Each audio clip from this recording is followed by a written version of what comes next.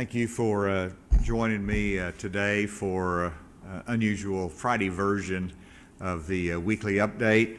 And I first want to introduce Dr. Jose Romero, Secretary of the Department of Education. I'm joined by Dr. Ivy Pfeffer, who is a Deputy Secretary at the Department of Education, to talk about our schools. And then today I'm pleased to be joined by the President of the Baptist Health Center, Greg Crane, who will provide an update on our hospitalization status.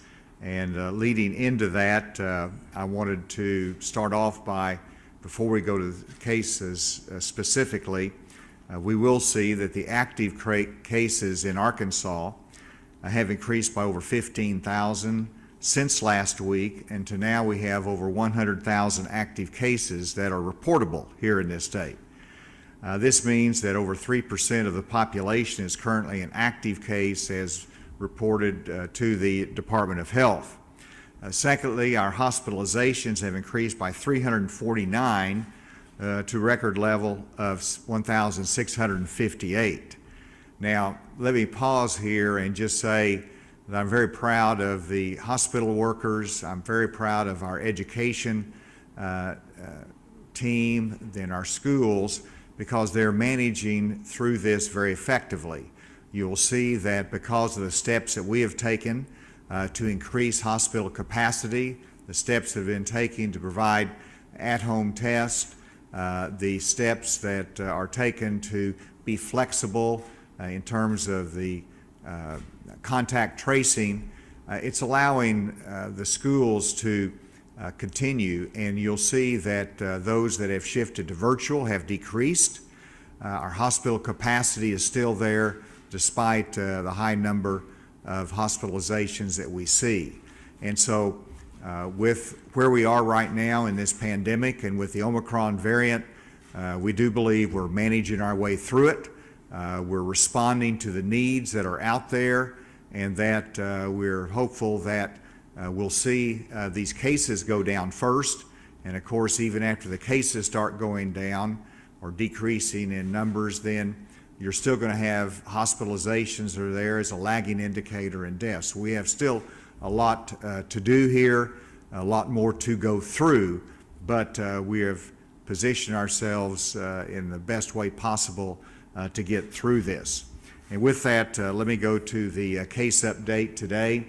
You'll see that we have an increase of 13,000 cases, which brings our total cases to 726,000. Active cases, as I said, are up 3,500. Very sadly, we've had 14 additional Arkansans that have passed away as a result of COVID, and you'll see the data later as to what percent of the new cases, what percent of the hospitalizations and the deaths represent those that have not been vaccinated.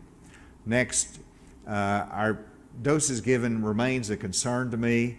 I just think the confusing messages that we've seen nationally, the debate online, we're slowing down the progress that we've made on our vaccination program. With 5,000 being given at really the height of the pandemic, we would like to see that number obviously much higher. We are making progress, but it is very incremental, it is slow, and the fact is that Arkansas reflects much of the nation, that there is some hardened resistance to going beyond where we are in our percent vaccinated. You can see that we have 1.5 million now that are fully immunized, well over 50% of our state. Next, hospital data. We have an increase of 18 hospitalized and 8 additional on ventilators, and this with the height of the cases, but the much slower increase in hospitalization reflects the fact that the Omicron variant is not as severe in consequences in hospitalizations as the Delta variant. And that gives us a little bit more margin to work with. Next, testing. We know there's a lot more testing going on with our at-home free tests that are being distributed across the state. But still with that, we've had 15,000 PCR and antigen tests that have been reported to the Department of Health. Highest counties, Pulaski 1,000, Benton, Washington 800 and 700 respectively. Let's go on. And this is one I wanted to spend some time on, which is just really an update on our investment for hospital capacity. As you know, I asked the legislature, and the legislature supported $50 million in additional hospital bed space here in this state. And so you can see the first line is Arkansas Children's Hospital. We were paying for an additional 6 ICU beds and then 4 COVID medical beds you'll see over there. This slide was prepared yesterday, and we've been informed that Children's Hospital do have all of those beds open. And so we know that the ICU beds have been open and the med-surg beds as well. And you can see each one of the different hospitals and how they committed to expanding ICU and other med-surg beds that would be available for COVID patients. At the very bottom line, you can see 97 additional ICU beds, about 43 have been opened, and so that's about 54, I believe it is, that remain to be open. So we do have additional capacity that will be coming online for ICU beds as well as the COVID beds as well. It's about a 70 margin there. And so we'll have more beds coming online, and this gives us some additional capacity as we enter into the coming weeks. And then this just shows the at-home tests that we've made available. We ordered 1.5 million at-home tests to be distributed in our local health units, our libraries. Those 1.5 million tests have all been received and distributed across the state. And we still have 370,000 that's available at our local health units. The libraries very well will have an inventory as well. And so that gives us a cushion for at-home tests in the coming days and weeks until Arkansans start receiving from the federal supply chain and the website. They'll start receiving those that they can order. So this gets us there, and this has helped us to maximize our hospital staff so they're not having to devote as much time to testing. It gives more people an alternative to a PCR test that gives them quicker information. This is an important slide, and I got to spend a little bit of time on it. And what you see is, first of all, on the bottom is the dates. The first date is October 4, 2021. It goes the next week, the 18th, and then it goes to November. So you can see the timeline along the bottom. And then this is the rate per 10,000. So it's a 7-day case rate of COVID cases by age group. And so when you see all of the big spikes that you see, which is the Omicron variant, that reflects the trend lines. Now, what Dr. Romero is happy about, and it's hard to keep Dr. Romero happy, but you can see the one that is the blue, which is the 19 to 24-year-old. And the 19 to 24-year-old blue line has started to go down. And Dr. Merrill can elaborate, but that is an early indicator that gives us hope that the cases will start going down. That's probably the most vulnerable population, and it was an early indicator later. And so we'll see in the coming days, but that one data point of the trend line for that age group is hopeful that we will peak in cases in the coming days or weeks. Next, this is a 7-day rolling average of cases and individuals hospitalized by day. And you can see here on the left side is January of 2021. And then you can see where we had the other peak in August of this year. That is under the Delta variant. So you can see the blue line of new cases And then the yellow line are the hospitalizations. And you can see the distinction here that with the Delta, you had our cases, 7-day rolling average of cases were very close to the line of hospitalizations. But under the Omicron, our hospitalizations are far less, of course, than the cases. Again, indicating that we have not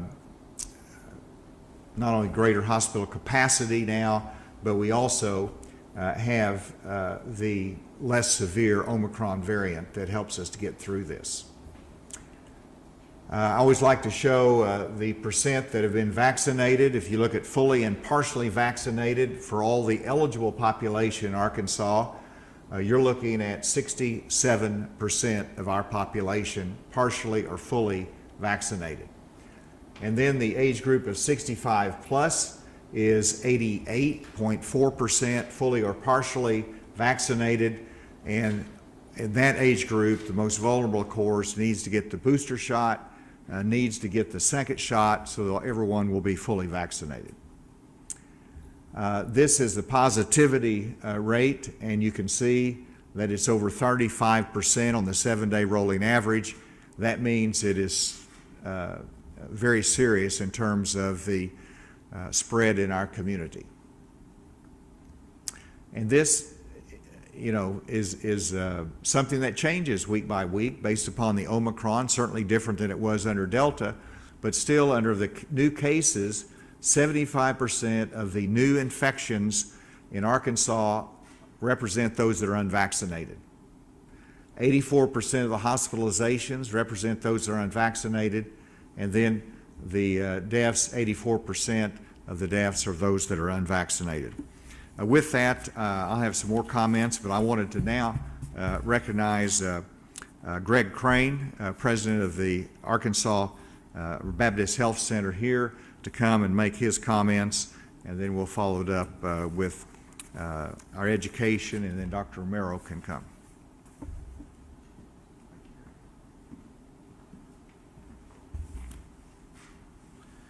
Thank you, Governor. In preparing for this report out today, my emergency managers told me an amazing fact. Looking back over the past 2 years across the pandemic, 1 out of every 4 COVID-19 patients who were in a hospital in the state of Arkansas were being treated in a Baptist Health facility. My hospital, Baptist Health Medical Center in Little Rock, has consistently, over those years, had the highest number of patients admitted. I wish I could take you inside the walls of the clinics and hospitals to show you how hard the healthcare team's working and the compassion in the ministry provided. I'm honored to be counted one of them. Today is a new high water mark for my hospital. 138 patients are hospitalized with COVID. The previous high was 129. At last count, the Baptist Health System, we had 333 patients in a Baptist Health hospital as a result of COVID-19. This is the highest number of COVID patients we've had since the pandemic began. 95 of those patients are in intensive care unit, and 52 of those are on ventilators. I worry that the general public doesn't think that COVID's a threat to them, that the Omicron variant is not a threat. But people get very, very sick. The majority of those in critical care are not vaccinated. Clearly, the vaccines provide protection. Please consider protecting yourself and protecting your family. As the governor said, patient volumes continue to increase. It's not just Baptist Health, but a community of healthcare providers that are coming together. St. Vincent's UMS, the Heart Hospital, Washington Regional, all working together to coordinate patient care across the state. In my opinion, the healthcare infrastructure would have been in very, very deep trouble if it wasn't for the governor, for the Arkansas Department of Health and Renee Mallory's team, and the state legislature, and the decisions they've made to help the healthcare community. Because of this support, this week, we opened 63 additional beds at the Baptist Health hospitals in Conway and Van Buren. 36 of those beds already have COVID-19 patients in them. I want to try to close with some encouraging news, or at least some encouraging signs. The Omicron surge has created the most critical staffing shortage among hospital staff we have seen during the entire pandemic. healthcare providers, healthcare nurses, respiratory therapists, environmental service out of work because they were exposed and have to be isolated.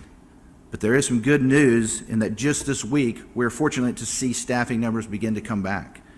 We have gone from a peak of 584 employees in the Baptist Health System out to earlier this week, 323, to yesterday, 259 employees out for reasons related to COVID.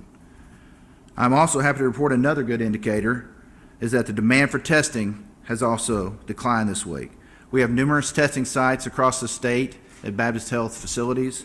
Little Rock has by far the largest and the busiest. Recently, we have seen as many as 1,700 cars come through in a day. Yesterday, I'm happy to report that the number was down to 890, which is half of that earlier peak. Hopefully, these are some good signs of things to come. That concludes my report. Thank you, Governor.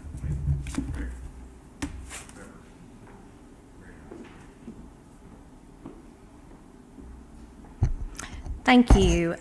For today's school report, I am pleased to be able to report that we have seen a much better week for schools in terms of the data.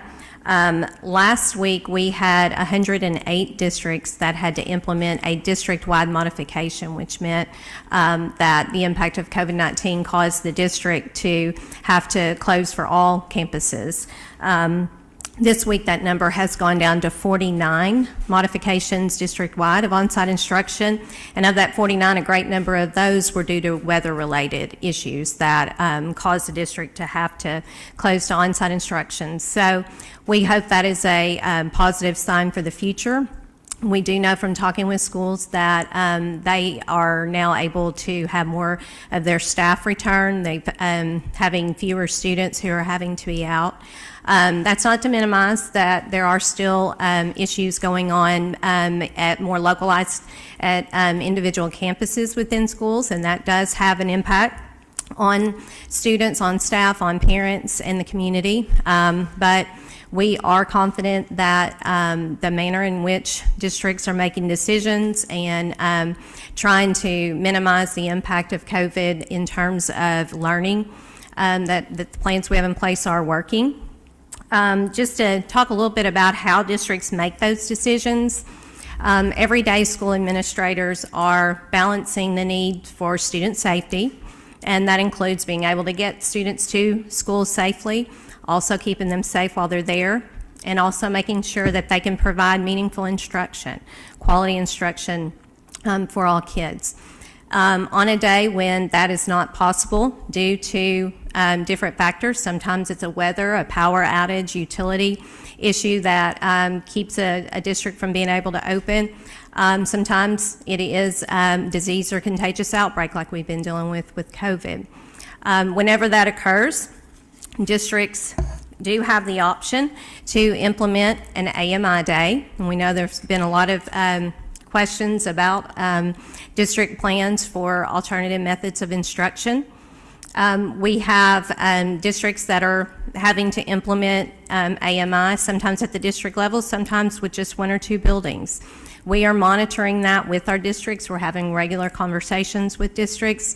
And as districts start getting close to their maximum number of AMI days, we're going to be working with them to help them think through what are the best ways that they can either look at having makeup days, providing additional instruction in order to minimize the loss of learning for students. We also want to emphasize and help people understand that if there are days that meaningful instruction cannot occur, there are opportunities for districts to make up the day later. Every district has 5 days of makeup time built into their calendar already.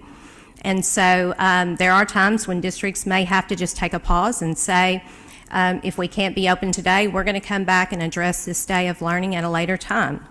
And we'll be working with districts to see what that impact is as well. We've had a lot of people reach out and ask questions about things that they can do to help schools. And I would say that probably the main thing that we would ask is for parents and districts to communicate with each other, to talk about the challenges that are going on, to address the needs of students first, and also to understand that staff and teachers and support staff, they are fatigued, and sometimes they are fearful. And we know and understand that, and we want to help provide a little bit of confidence and hope that as districts are prioritizing their contact tracing efforts to make sure that they are providing a safe learning environment, but being able to do that while providing quality instruction, that we will be there to continue to monitor those needs and to respond in the best way we can. Thank you.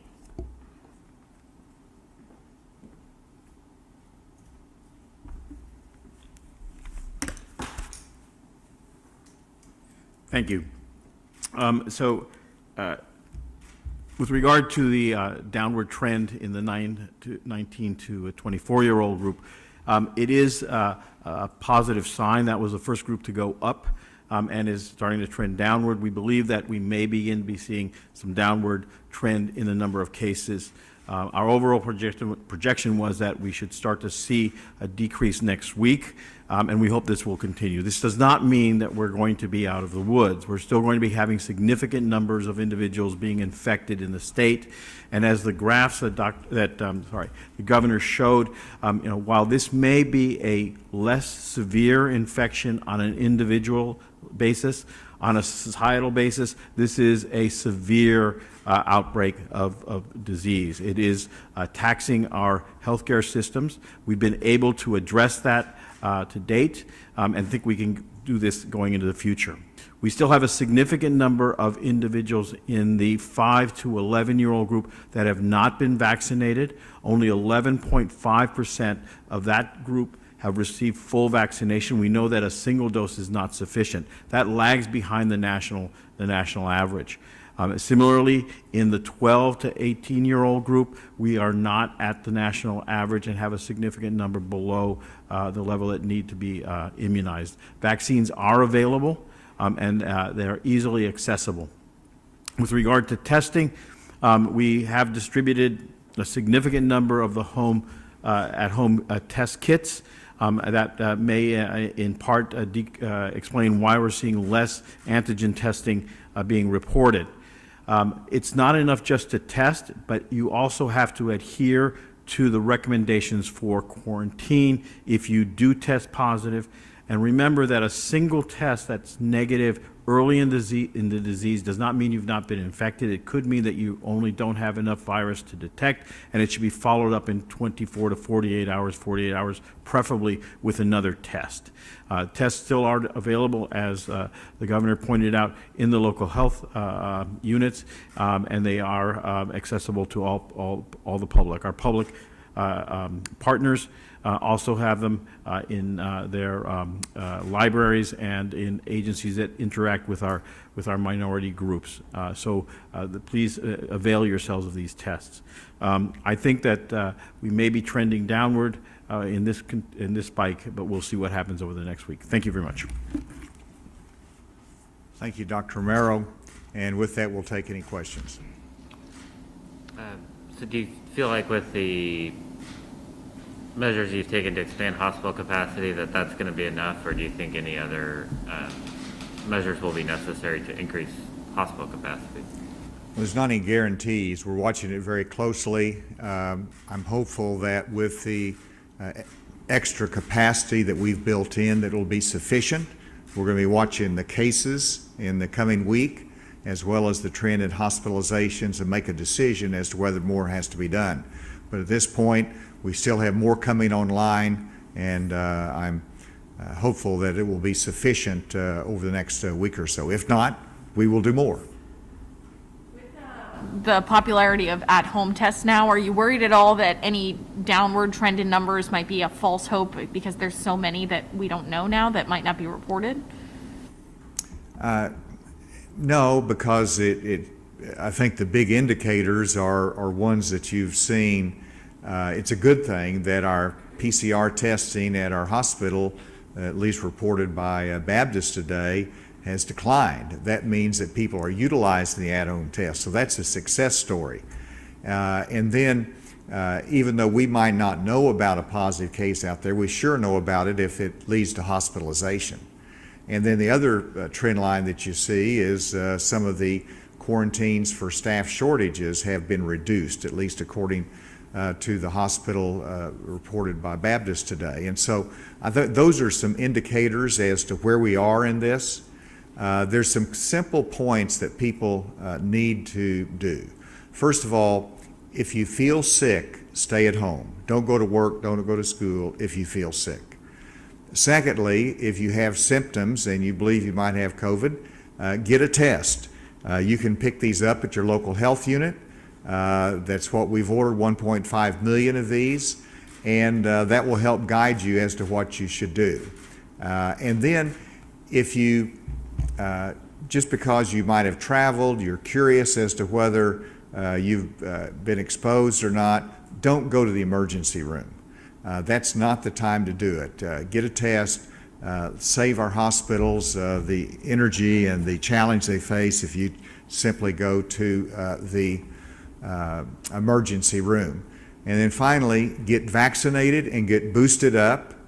And if you're not in that capacity, there's N95 masks that are going to be available through the federal government free of cost at our pharmacies down the road. That's one that will be here hopefully early February. But get boosted, get vaccinated. Do you track at all any percentage of people that are self-reporting positives from at home of those cases? I see Dr. Romero nodding, but I don't know. Do you want to take that on, Dr. Romero?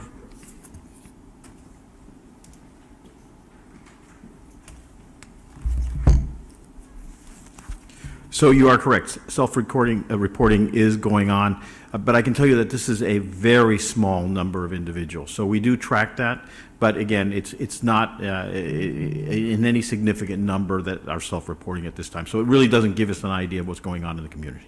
So are you worried about that being so low? No. No, I mean, we have shifted. We shifted early on in this particular spike.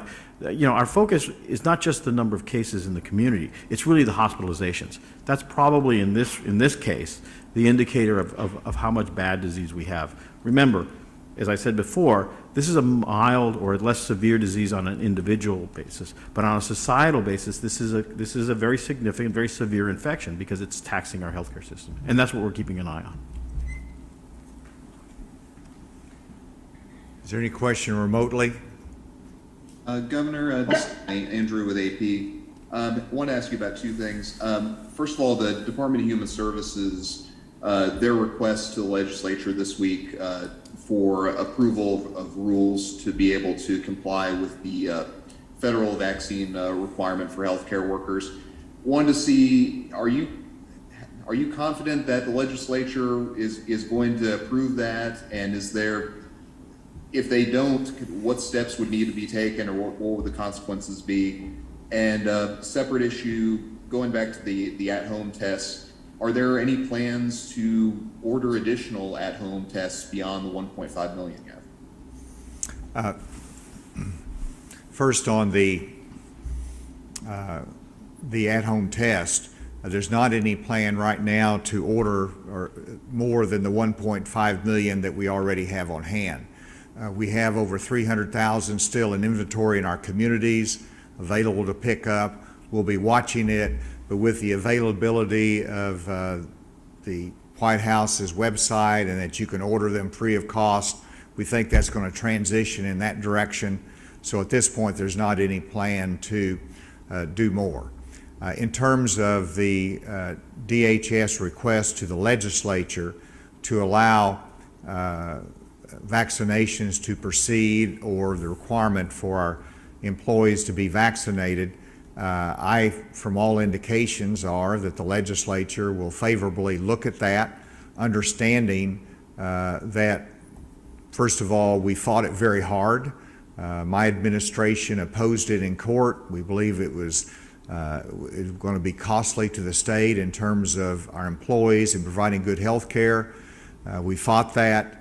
But the courts upheld that, and so the choice is, do you lose the access to the funding that impacts our healthcare system, or do you put the vaccine requirement in place? And so we're asking for that permission for the legislature. All indications are that they will look at that favorably, and I'm not going to speculate beyond that. Anything else? Yes, good afternoon, Governor. Brett Raines with 4029 News. We know you speak often with the White House on the call. Any update from the White House as far as the rapid tests, when those should start to be sent in the mail? And second topic, also, we've heard some organizations in Northwest Arkansas requesting assistance from the CDC to administer PCR tests and to give people a break and help with that. Have you heard of that? Can you provide more information? On the first point, I've talked to the White House regularly, and all indications are that the website is up. I've talked to a lot of people that have gone online. It's been a smooth application process, putting in the address, getting the information in, and then that should be delivered, I believe it is, within 5 days. And so we're not to that 5 days, so we'll see if the delivery takes place as indicated. But so far it's operated smoothly, and I hope that will continue to be the case. On the second, on the PCR, Dr. Romero, why don't you take that one on? Thank you. I think a clarification is necessary in that. So that is the health department was contacted by the CDC regarding a program called ICAT, I-C-A-T-T. We can give you the full name of that, and offered the ability to do PCR testing. They provided the personnel to do so, and we took advantage of that. So we expanded our testing, and 2 sites are up. One is in Northwest Arkansas, and you'll forgive me if I can't remember where the second one is. But we are taking advantage of every opportunity we have to either get more tests or provide tests that are available. Thank you. Anything else? Like, Speaking of the online testing, this is Zoe Henry with Channel 5. I saw another state put out their own website. We have a federal website. Is there anything in the works for a Arkansas website for at-home tests? Well, first of all, we do learn from other states, and so we always watch to see if there's better ideas. I like what we've done. You know, the system has been very well received. We get it out across the state. Of course, I think that's worked most effectively. Obviously, you can go on the Department of Health website and you can find the location that you can go pick it up. That makes a lot more sense to me than a website that you put all the information in and we have to do the delivery. We have a very efficient system, and we'll always look to ways to improve it, but I think what we have right now is works the best. Yes? How are we doing with supply of antivirals and other medications that we're supposed to be using up front when we first get the disease? So how's that looking? It is a limited supply. The federal government controls the supply. We have requests in for more, and we hope that the supply will increase. That's the short version of the story. I was on a call with governors from multiple states across the country this morning, and they all have the same issue. It is the difficulty of supply. The federal government controls that. Dr. Merrill, did you have anything to add on that? So there is a shortage. We do have some. We want more. How are they going to shorten the shortage, I guess? What can we get them to do since they control it all, how can we push back and make them increase the supply? Well, realize the urgency of it, first of all. Secondly, work with the states in the proper allocation of it. The federal government right now makes the decision as to where those therapeutics should go. And so every state makes their own case. The federal government uses their own data determination as to where they should go.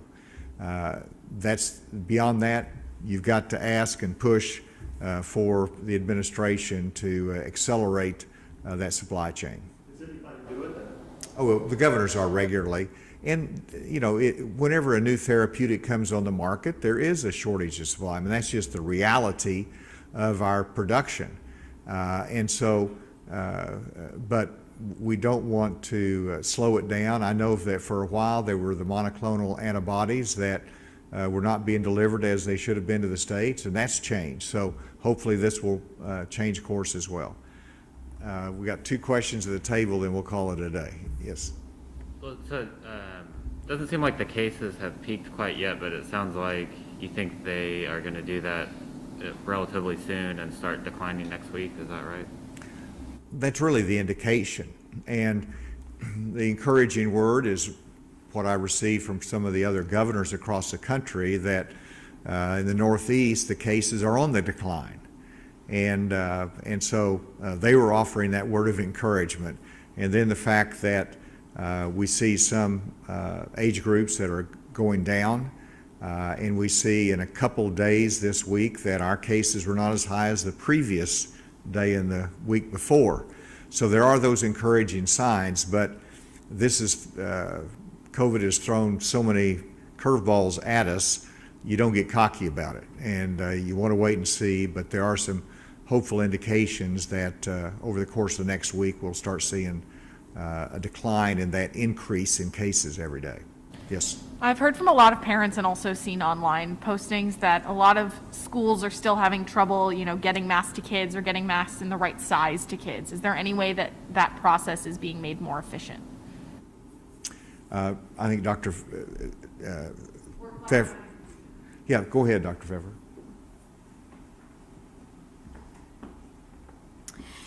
So we followed up yesterday with our school districts, actually provided them with data on the most recent shipment that they should have all received. They have their tracking number, the address, everything that they need. If they have not received that most recent shipment of masks, those were for kind of the medium to adult size masks. The masks for the younger students should be ready and should be going out very soon. So we're working with districts. They have their federal funds, of course, that they can use to also supplement that. I think we continue to learn a lot through the course of dealing with COVID-19, and we're going to continue to work to be prepared and help them be prepared. But if parents are experiencing that, they should call their districts. But as of yesterday, they should have that information to know exactly where that is. Thank you for your attention today, and we will see you next week.